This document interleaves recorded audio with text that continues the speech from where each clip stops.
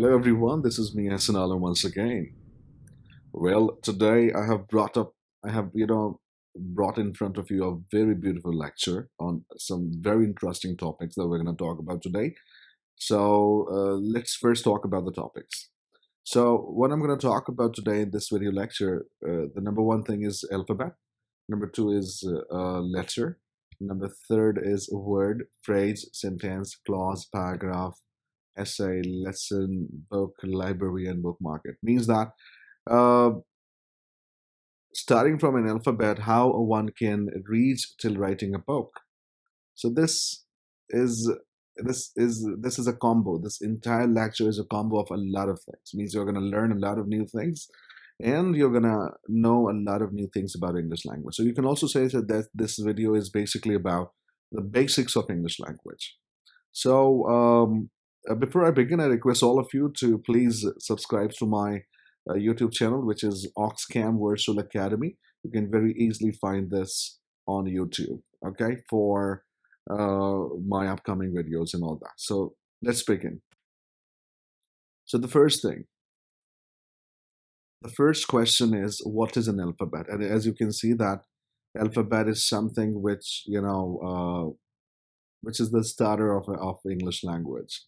Everybody in the world who starts learning a language, they first start with an alphabet. So let's see what this is all about.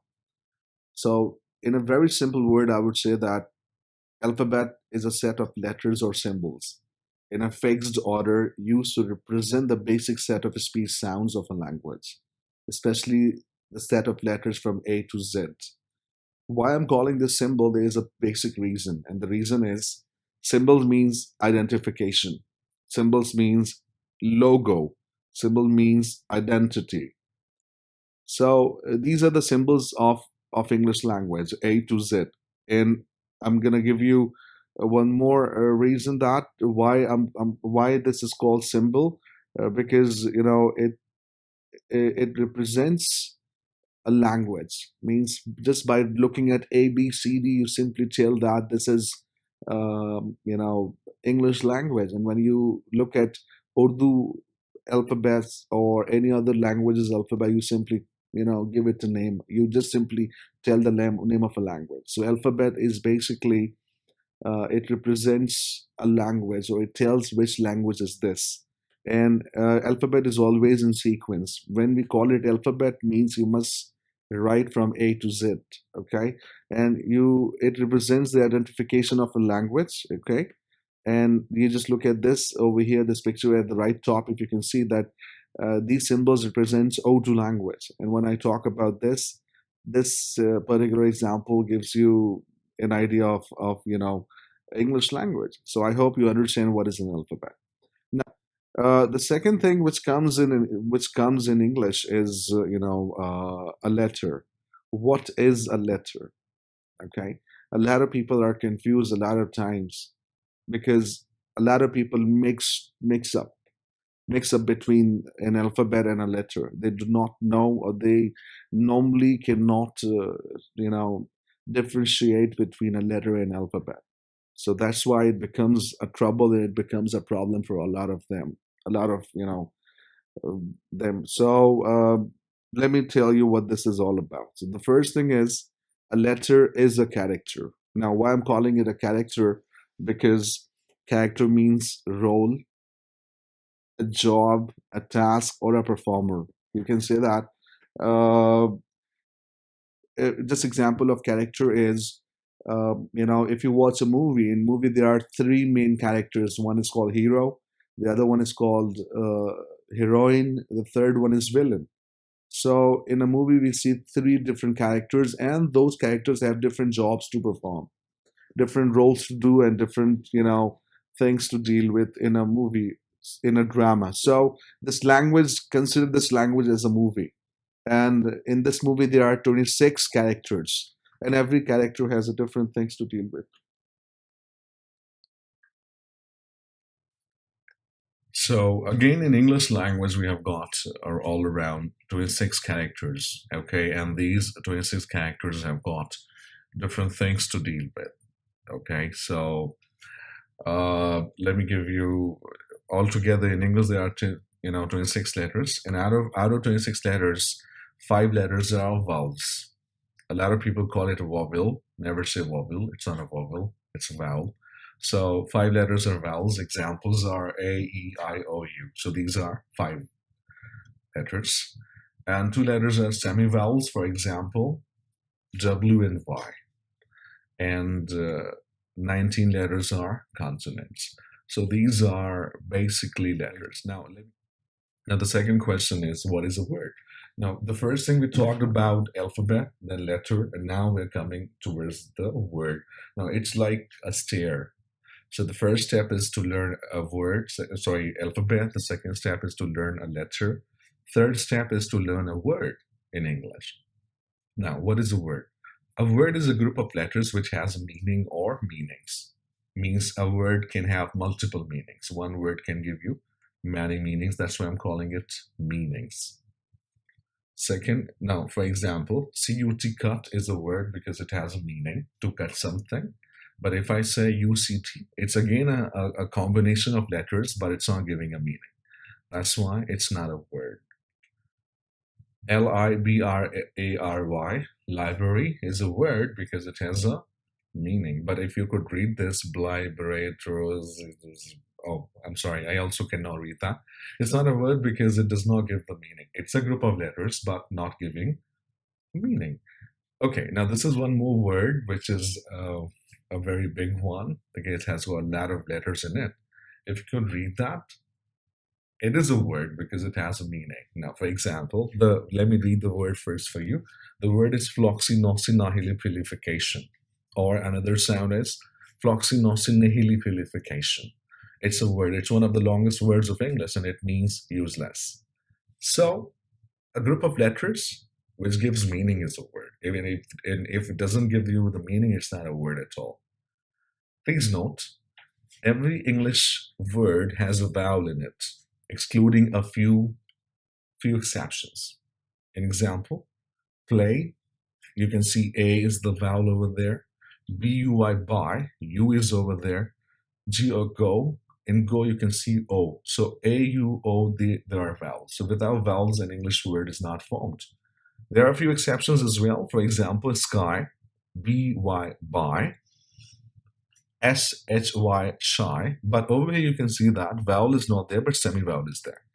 So either a vowel will be there or a semi-vowel will be there. But there must be something like that. Otherwise, a word of English cannot be formed. Now here I'm going to give you a question. Can you guess an English word which has all 5 vowels in it? One word of English in which there are all 5 vowels, like A, E, I, O, U. All 5 vowels are working in one word of English, and that's a challenge for all of you. So please tell me by commenting on this video. Now, second thing is the phrase. Now look at the stair, or look at the levels we are progressing. We started from alphabet, we moved to letters, then words, and now a little bigger form of word is known as phrase. So what is a phrase? If you can read that as well, and if you could listen to me as well, I'm telling you that a group of words which make sense but not complete sense. This is called phrase. Number 2, it is also known as half sentence. It generally does not have a subject or a verb. For example, after the meal. Can you guess the complete sense of these 3 words, after the meal? Yes, it is giving a meaning, but it's giving half meaning. So this is known as a phrase. So a few more phrases, examples I can give you, like the nice neighbor, but you're not mentioning what is about nice neighbor and who is the nice neighbor.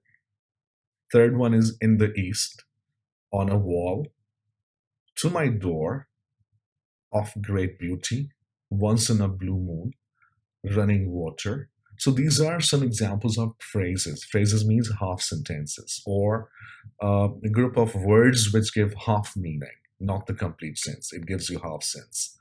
One more example, there are a lot of idioms in English. As soon as, just an example, or There are many other examples that you can. Dark horse, for example. So there are a lot of words in English which work as a phrase. So I hope you understand that. Now, second thing is, now let's talk about types of phrases. How many types are there in English? So the first one is noun phrase, second one is verb phrase, third one is adjective phrase, fourth one is adverb phrase, fifth one is prepositional phrase, and third one and sorry, fifth, sixth one is infinitive phrase, and the seventh one is absolute phrase, and eighth one is participial phrase. I'm not going to go in details on this about types of phrases because up in upcoming days it's a very big topic.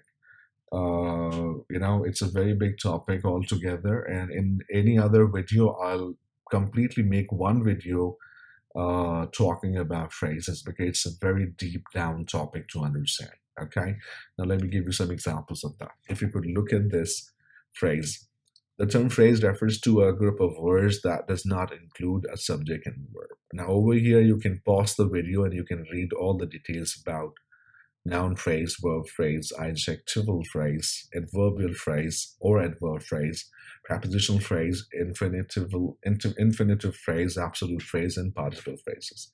The details and examples are given over here, so you can read it yourself.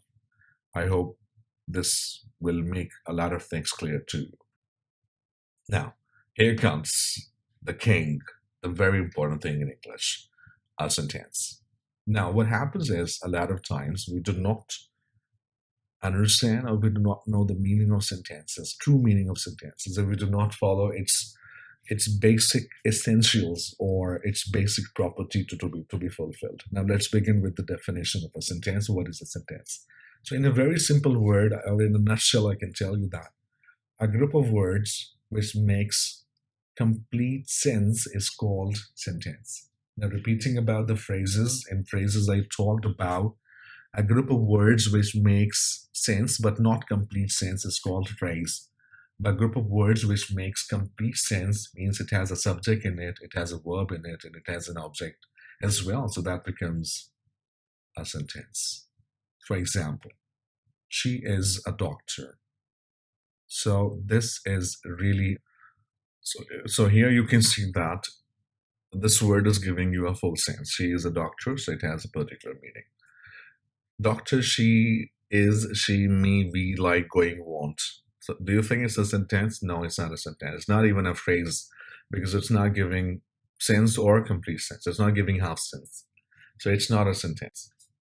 So now let's talk about types of sentences. There are 5 main types of sentences. The first one is called assertive or declarative sentences, and which means a statement. For example, a statement means any kind of a statement, either a negative statement or a positive statement.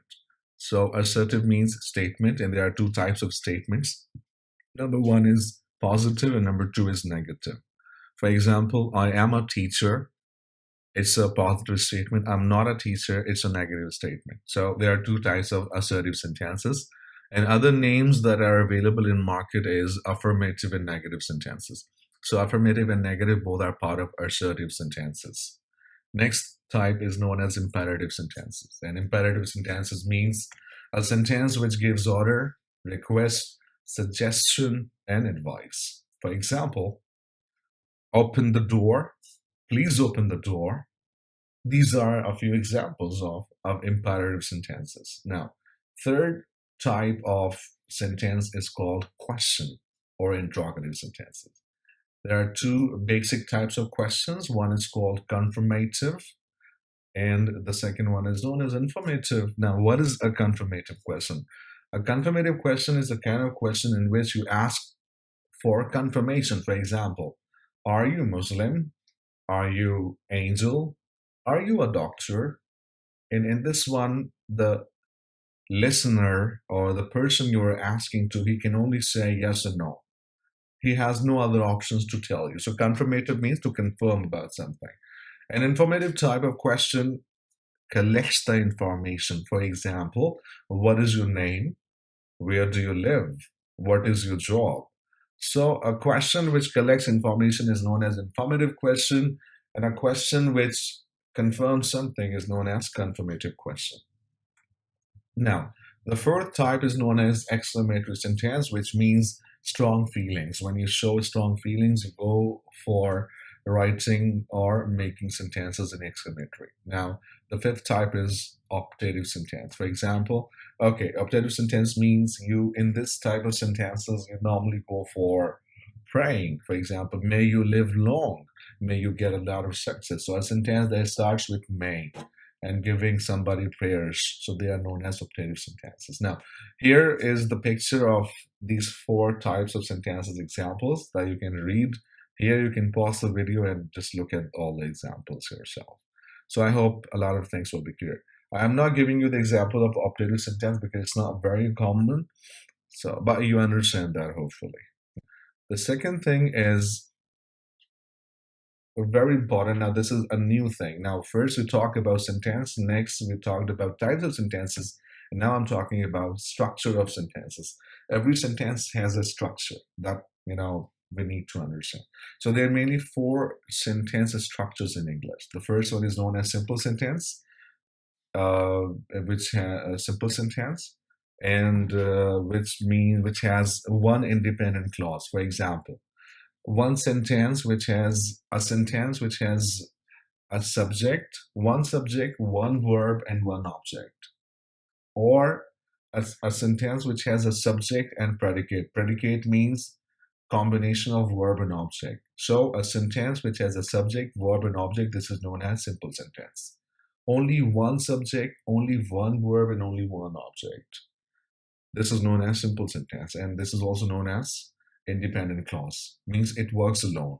That's the thing. That's called simple sentence. Now, let's talk about the second type is compound sentence. And in the compound sentence, there are two or more independent clauses, and they are connected with the help of conjunctions. For example, I am a teacher and you are a student.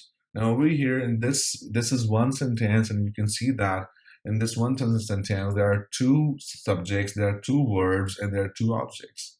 One more example, I drive a car, but she drives a truck maybe, or she drives a bus. So over here in this one sentence, you can see that there are two subjects, two verbs, and two objects as well. And they are connected with the help of but, and both are independent, means they are working separately. They are not dependent on anything or anyone. So this is known as compound sentences. In compound sentences has got two clauses. One clause means one subject, one verb, and one object. This is one clause. But in one sentence, there can be two clauses as well. So this was an example of compound sentence in which there are two clauses. Now, the third type is known as complex sentence. And in complex sentence, you will see that one independent and one or more dependent clauses. Now, in complex sentences, again, it will be a big sentence in which there will be two clauses mainly, minimum two clauses. One will be independent and the other one will be dependent. For example, if you cook food, I will not eat food. This is just an example of complex sentence. So you can see that there are two subjects, two verbs, and two objects. But the second action, like I will only eat food when you don't cook. So I'm telling you, so my eating behavior is dependent on the first one. Okay? And one more example. If there is a robbery somewhere, I will call the police. So you will only call the police if there's a robbery. So calling police is dependent on the robbery. So in such situations, we always go for complex sentences. And the fourth and the last type is called compound complex. In this one, there are two independent and one or more dependent clauses. So here is the example. You can see all the examples and their definitions in detail. So I hope this will make a lot of things clear to you all. Now I'm moving forward towards a very important topic, which is called clause. A lot of people cannot differentiate between a sentence and a clause. Now, every sentence has a clause. Every sentence has a clause in it. Now, let me tell you first what is a clause. A group of words which has a subject, verb, and object is called clause. One clause, two clauses, three clauses, four clauses. One. But in one sentence, there can be two clauses, there can be three clauses as well. But in one clause, there cannot be three sentences. Now, for example, a sentence can have more clauses in it, but a clause cannot have more sentences in it. That's correct. Clause means subject, verb, and object. That is a clause. But, for example, I am a teacher. This is a sentence and it is a clause as well because it has a subject, verb, and object. But now I am making this sentence a bit bigger. I am a teacher and you are a student. Now over here, it's a big sentence. And these two sentences, no, not these two sentences, these two clauses. Now in this one sentence, there are two clauses because there are two subjects, two verbs, and two objects. They are being connected with the help of and. So that is called clause. For example, if a sentence has more clauses, such sentences may be referred as compound complex or compound complex sentences. Example. He drove a car. It's a simple sentence and it has only one clause in it. Now look over here. He went out to dinner, but he did not enjoy the meal. It's a compound sentence and it has two clauses in it. If there's one clause, it's okay, but there are two clauses in this. He went out to dinner, but he didn't enjoy the meal. Now over here, you can see that there are two clauses over here because two subjects, two verbs, and two objects are there. So that's simply an example of a clause, and I hope this will make a lot of things clear to all of you. So I hope you understand what is a clause. Example, if I'm talking about, for example, if I'm talking about, like, let's say, one second. Yep, it was the thing. So let's say if I'm talking about one chapter and that unit of a book is about jungle. So in jungle, there are various things. We can talk about trees over there in one essay. We can talk about animals. We can talk about two sort of animals out there. One is carnivores and the other one is herbivores. So these are two different types of animals that we can deal with entirely. So about jungle, when I'm writing a lesson, I'll include three essays in that, so it will become a lesson. So that's called lesson. Now let's talk about book. Book means a group of lessons, units, a group of lessons on one particular subject, theme, or idea. That becomes book. For example, if this is a book of physics, in that one chapter will be about heat, and in that lesson there can be different sort of essays about the types of heats, and there can be different another about energy. There can be a chapter about energy. So there are different units. So that becomes a book. And what is a library? Library means a group of books on various subjects, themes, and ideas. That is called library. Library is a place where are a lot of books on various subjects, themes, or ideas. Now, the last but not the least, book market or Urdu bazaar, you can say. So, a group of shops having various books on various subjects, topics, themes, and ideas. And every book in Urdu Bazaar or book market is a library because it has got a lot of different things to deal with. Thank you so much for watching this video completely, and please don't forget to subscribe my channel and hit the bell icon for more updates and more videos like that. So if you have any questions, please comment to me and ask me. Thank you so very much.